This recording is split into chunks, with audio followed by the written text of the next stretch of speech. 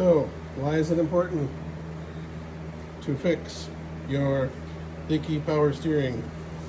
Because it will delaminate your belt and turn your belt into that, which is pretty sketchy.